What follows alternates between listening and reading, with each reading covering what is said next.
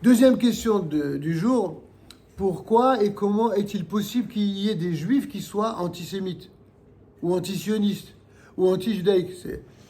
Parce que de la même manière que j'avais expliqué dans la précédente vidéo, qu'il y a des non-juifs qui sont contre le judaïsme pour des raisons religieuses, ou des non-juifs qui sont contre le fait même qu'il y ait des juifs qui soient un peuple, une culture, et d'autres qui soient contre le fait que le peuple juif soit sur sa terre, Alors, quand ce sont des non-juifs, on a dit que c'est par jalousie, par méconnaissance. Et comment un juif qui appartient à un peuple qui a subi tant et tant de malheur n'a-t-il pas tiré les leçons de l'histoire? Vous savez, mes enfants, il ne suffit pas de réfléchir pour tirer les bonnes leçons. Ça dépend de savoir comment on réfléchit. Lorsque un juif réfléchit avec la Torah, avec les mitzvot, avec le judaïsme traditionnel, authentique, depuis Moïse, celui qu'on étudie régulièrement, alors en général, sauf vraiment exception, il arrive à tenir des raisonnements justes et des conclusions qui sont justes. Mais si par malheur, il n'étudie pas le judaïsme selon Moshe Rabbeinu et les maîtres d'Israël, mais il étudie le judaïsme selon les lumières qui viennent d'ailleurs, les lumières qui ont appris à raisonner intellectuellement sans Dieu, ce que d'aucuns appellent le judaïsme intellectuel, ou le judaïsme libéral ou réformé. Tous ces judaïsmes intellectuels, libéral, réformés, malheureusement, même si a priori ceux qui en sont les dépositaires étaient animés de bonnes intentions, je n'ai pas de doute là-dessus, malheureusement, ce sont eux qui ont constitué le vivier des plus grands antisémites et des plus grands assassins de juifs dans toute l'histoire. La plupart des juifs qui sont devenus de véritables antisémites, des partisans de ce que d'aucuns appellent la haine de soi, la haine du peuple juif, la haine des leurs, ce sont des juifs qui, en général, se sont écartés complètement de la Torah. Et ils ont remplacé Dieu, dans leur vision, par le cerveau, par l'intellect humain. Non pas que l'intellect, à nos yeux, ne soit pas important. Bien sûr que c'est important. Il est essentiel, l'intellect. Apprendre à réfléchir. Mais quand on réfléchit en étant déconnecté de Dieu, on ne peut pas réfléchir de manière juste. On réfléchit de manière tordue, de travers. Et je vais vous donner quelques exemples pour justement traiter cette question que tu vas poser, à savoir pourquoi il y a des juifs qui sont anti-juifs, qui sont contre leurs frères juifs. Des juifs qui, le matin au réveil, ils se soucient de savoir qu'est-ce qu'ils peuvent faire pour être bien avec leurs voisins non-juifs. A priori, la Torah, elle nous dit clairement, vous aimerez l'étranger parce que vous avez été vous-même étranger en Égypte. Vous savez de quelle manière vous avez été maltraités. Donc vous n'allez pas leur ressembler. Nahon, c'est vrai. Sauf qu'il y a des gens, ils prennent ce verset, ils n'étudient pas la Torah, ils n'étudient pas ce que disent les sages d'Israël sur ce verset. Et qu'est-ce qu'ils en déduisent? Ils en déduisent que le judaïsme, qu'est-ce que c'est? C'est juste ça. Le judaïsme, c'est aimer l'étranger. Et ils sont tellement bêtes dans cette affirmation qu'ils préfèrent aimer un étranger terroriste plutôt que d'aimer leur frère de naissance, simplement parce qu'ils ne partagent pas les mêmes idées. Ça, c'est la première perversion de la morale. C'est lorsque on est capable de haïr son propre frère pour aimer quelqu'un qui est étranger. Vous comprenez qu'il y a quelque chose là qui a été dénaturé. Quand la Torah nous dit « tu aimeras l'étranger parce que tu as été étranger », ça ne veut pas dire tu aimeras l'étranger au point de haïr ton frère parce qu'il ne pense pas la même chose que toi. Qui est-ce qui peut dire une ânerie pareille à part des gens stupides et aveugles? Je vais vous donner un exemple. Il y a une célébrité ici en France dans le monde politique, ou dans le monde des conseillers politiques.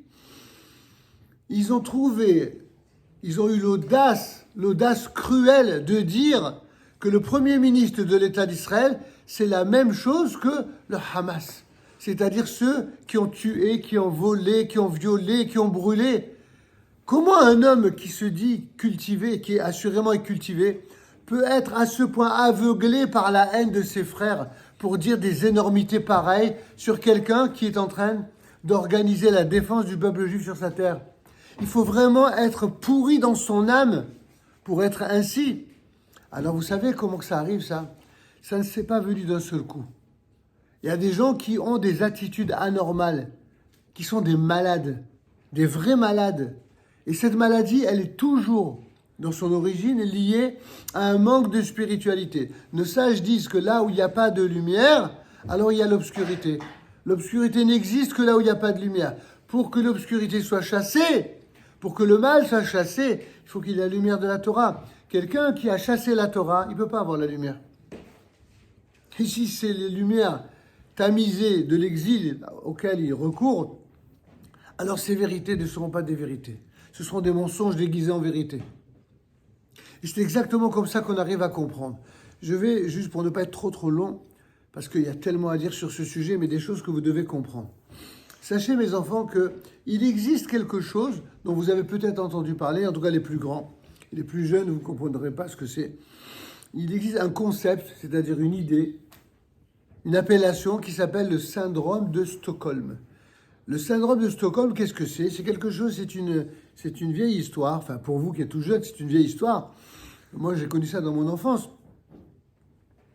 Où quelque chose s'est passé qui a complètement, je dirais, pas simplement impressionné, a bouleversé la conscience du monde dans les relations avec les preneurs d'otages et avec les terroristes.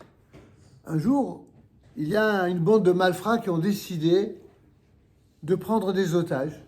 Je ne me souviens plus si c'était pour une affaire d'escroquerie classique, de vol de banque, ou alors simplement pour des revendications, pour libérer un... Je ne me souviens plus de ce détail, parce que c'est vraiment ça, c'est pas ça le plus important de cette histoire. Le plus important de cette histoire, qui est absolument incroyable, c'est que lorsque finalement la police du pays, à Stockholm, décide de prendre l'assaut contre les ravisseurs, contre les terroristes, et donc de s'en prendre aux terroristes pour libérer les otages, vous savez qu'est-ce qu'ils ont fait les otages? Ils ont frappé les policiers. Ils ont frappé les policiers et ils ont essayé de couvrir les otages, les preneurs d'otages, les terroristes, pour qu'ils puissent prendre la fuite. Et là, les policiers n'avaient jamais vu ni entendu une chose pareille dans l'histoire humaine et dans l'histoire de la police et de la sécurité, que des gens pour lesquels on vient faire du bien, à qui ils s'en prennent pas à ceux qui les ont pris en otage, ils s'en prennent à ceux qui viennent les libérer. Ça a donné une nouvelle race d'individus. Je dis bien une nouvelle race. C'est une véritable race. Ou une maladie, comme vous voulez. Une vraie maladie morale et spirituelle qui s'est un peu propagée dans le monde des idées. C'est-à-dire toujours exprimer de la sympathie pour ceux qui incarnent le mal. Comment peut arriver un truc pareil? Comment peut-on arriver à cette idée qu'on est plus sympathisant à l'égard de ceux qui ont essayé d'attenter à notre vie, de nous empêcher, en quelque sorte, d'être libres, et de s'en prendre à ceux qui viennent nous libérer? Comment on peut construire une idéologie aussi fallacieuse? Eh bien, je vais vous expliquer. Ils ont fait des études sur ce phénomène. Et notamment, depuis le terrorisme palestinien, ils ont fait des études et ils ont compris.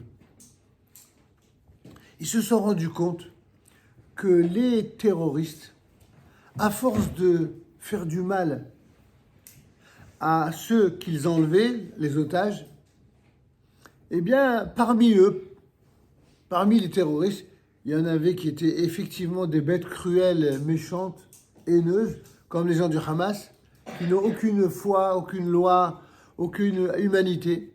Mais il y en avait, bien qu'ils étaient terroristes aussi, ils avaient quand même gardé une étincelle d'humanité, un minimum de cœur.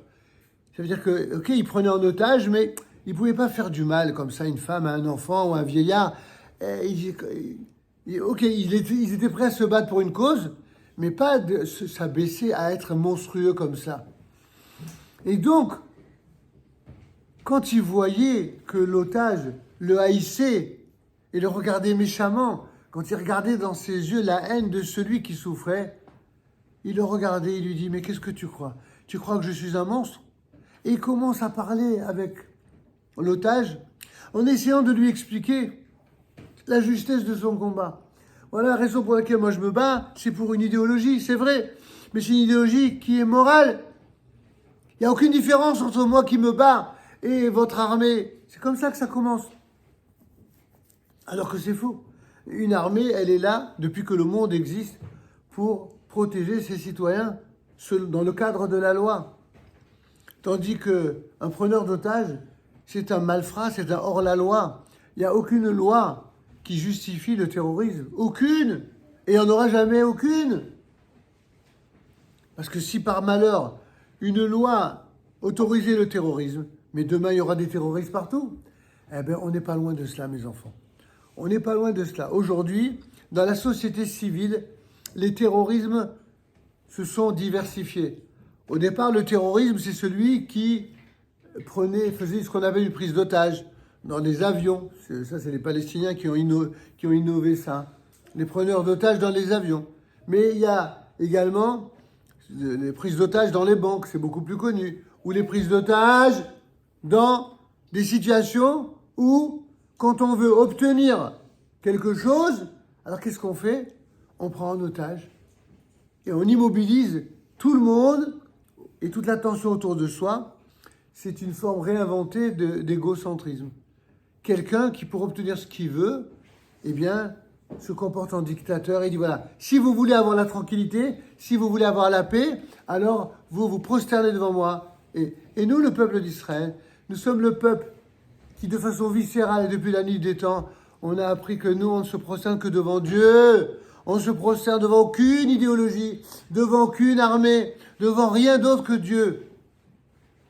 Et c'est parce qu'on ne se prosterne que devant Dieu qu'on est capable de protéger et d'aimer tout ce que Dieu a créé, c'est-à-dire tous les êtres humains.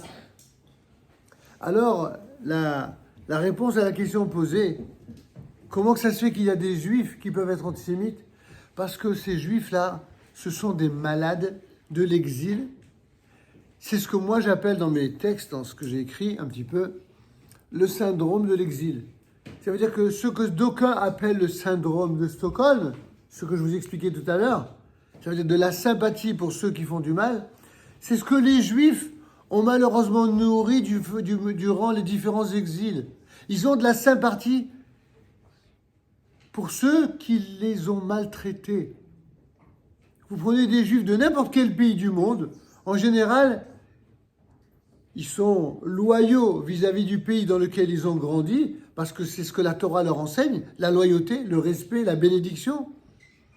Mais lorsqu'ils ne sont pas dans la Torah, je dis bien quand ils ne sont pas dans la Torah, c'est pas cette loyauté-là qu'ils ont. Quand ils ne sont pas dans la Torah, ils se prosternent vis-à-vis d'Afka de ceux qui sont les enfants de ceux qui leur ont fait du mal. Rappelez-vous, vous avez entendu parler de l'affaire Dreyfus. Qui c'était Dreyfus? Un juif qui était complètement assimilé, qui ne disait même pas qu'il était juif. À tout casser une fois par an, il allait, vous savez, un peu ce qu'on appelle les juifs de Kippour. Il y en a même qui disent que même juif de Kippour, il ne l'était pas. Je ne sais pas, je ne vais pas rentrer dans cette controverse, et c'est aucune importance. En tout cas, c'était un juif de Kippour qui en plus se cachait parce que c'était la mode à l'époque. À l'époque, pour être bien intégré en tant que Français, il fallait se planquer complètement. Il fallait surtout ne pas montrer qu'on était juif. Et beaucoup de juifs, malheureusement, parmi nos frères, après la Shoah, ils ont tellement souffert de ces êtres immondes et infects qui étaient les nazis, eh bien, ils se sont aussi comportés ainsi.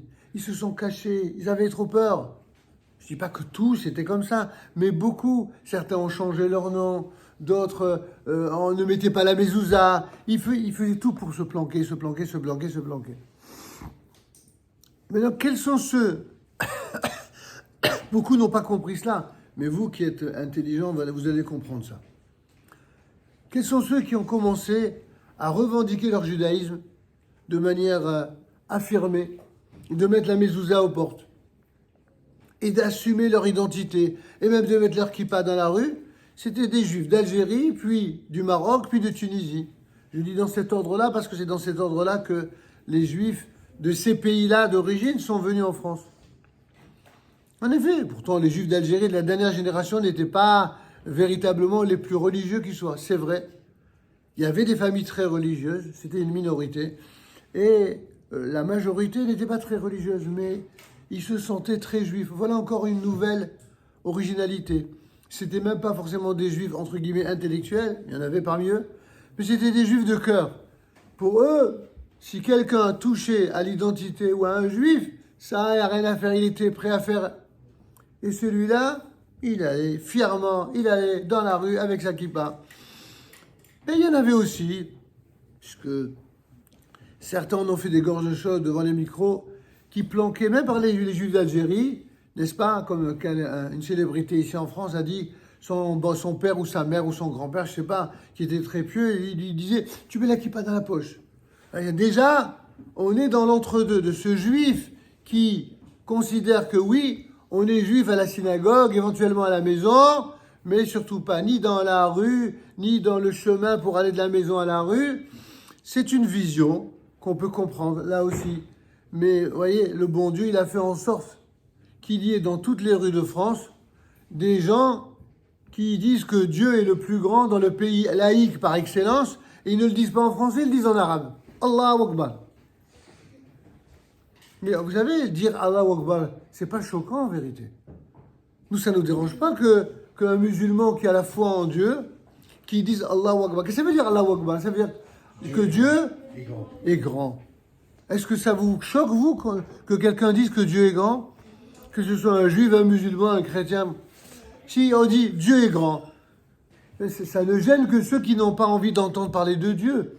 Si eux, ils sont gênés, ben, que Dieu les bénisse, quoi. C'est pas notre problème, on s'en fout. Non, par contre, que quelqu'un dise Allahu Akbar avant de faire un attentat, ça, c'est problématique. Si quelqu'un dit Allahu Akbar avant d'égorger quelqu'un, ou avant de tuer, ou avant de faire des choses abominables, non seulement il trahit son propre Dieu, mais en vérité, il donne de son Dieu l'image détestable dont après il va se plaindre. Ah, pourquoi on fait des amalgames, et pourquoi, et pourquoi, et pourquoi? Et pourquoi tu réagis pas quand il y a des monstruosités qui sont faites? Pourquoi tu réagis que quand il y a quelque chose qui sert tes propres visions et tes propres intérêts? Vous comprenez, mes enfants, que pour enseigner l'amour des êtres humains faits par Dieu, eh ben, il faut être juif. Parce qu'il n'y a que nous qui faisons ça. Nous, on dit clairement qu'il faut aimer les êtres humains, qu'ils soient juifs, musulmans, chrétiens, ou dans l'ordre historique de juifs, chrétiens, musulmans, ou même quelqu'un qui s'est déconnecté de Dieu. Quelqu'un qui se déconnecte de Dieu, pour nous, il est dans l'erreur, mais ce n'est pas forcément quelqu'un de mal. Il peut aussi avoir des qualités, évidemment. Mais je dis évidemment par politesse, c'est pas évident du tout. C'est de moins en moins évident. Tous ceux qui se sont détachés de Dieu sont de moins en moins des gens respectables. Ils sont de plus en plus haïssables tant ils méprisent. Ils ne se contentent pas que de mépriser Dieu, ils méprisent le peuple qui a été choisi par Dieu, c'est-à-dire le peuple d'Israël. Et donc une des raisons pour lesquelles il y a eu autant d'antisémites dans l'histoire, c'est parce que le peuple d'Israël incarne, sur le plan humain, une dimension essentielle de Dieu lui-même. Et s'en prendre à Israël, c'est s'en prendre à Dieu, c'est ce que dit le Midrash. Celui qui s'en prend aux Juifs, c'est comme celui qui s'attaque à la prunelle de mes yeux. Ainsi parle le Midrash au nom de Akadosh Baruch Hu, au nom de Dieu.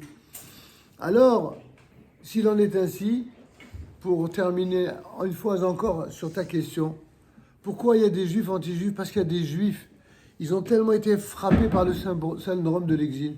Ils ont tellement souffert de la haine des antisémites et des antisionistes qu'ils croient naïvement que leur seule manière de s'en sortir, c'est de faire copain-copain avec les antisémites, avec les antisionistes, avec les anti-juifs. Et ils croient qu'ainsi ils seront tranquilles. Et voilà, grâce à l'extrême gauche française, ils ont compris de quelle manière ça se passe. C'est pas vrai. L'extrême gauche française, elle est considérée théoriquement dans son idéologie comme étant déconnectée de Dieu. Or, il n'y a pas aujourd'hui plus grand soutien à l'islamisme radical, c'est-à-dire ceux qui, au nom de Allahu Akbar, font des choses les plus antisémites. C'est d'Afka des gens qui se prétendent être déconnectés de Dieu. Mais vous vous rendez compte? Ils n'ont aucune honte d'être à ce point contradictoires avec eux-mêmes.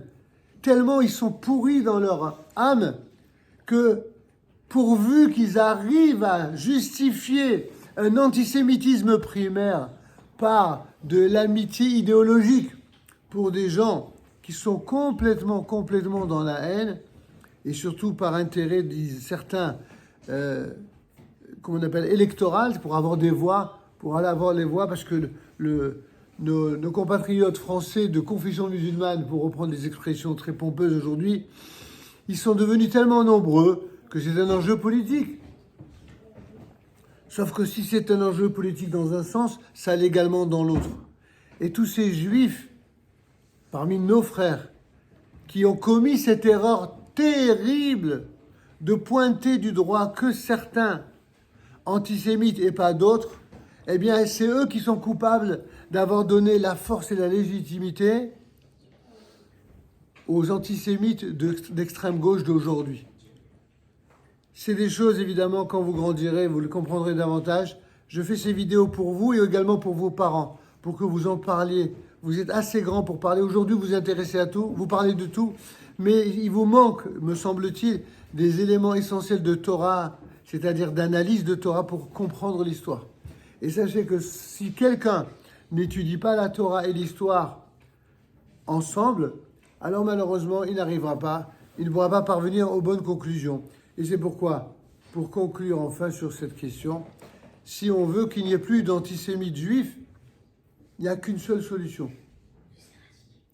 Il faut d'abord prier très fort pour qu'ils fassent teshuva, et il faut surtout leur rappeler ce que sont les fondamentaux du judaïsme, leur réapprendre à raisonner de manière juive. Et en agissant de la sorte, alors peut-être qu'on pourra sauver certains de ceux qui sont dans l'erreur et qui sont fiers de l'être, parce que malheureusement, il y a aussi ce qu'on appelle les incurables, des gens qui sont malades, mais qui ne veulent pas se soigner. Et quand quelqu'un est malade et qui ne veut pas se soigner, eh ben, à un moment donné, on ne peut plus rien pour lui. C'est très triste, mais seul Dieu peut changer la donne dans ce cas-là, précisément. Et c'est pourquoi, alors quelle heure est-il? C'est bon. On va faire notre interruption à présent, et on se retrouve juste après la récréation.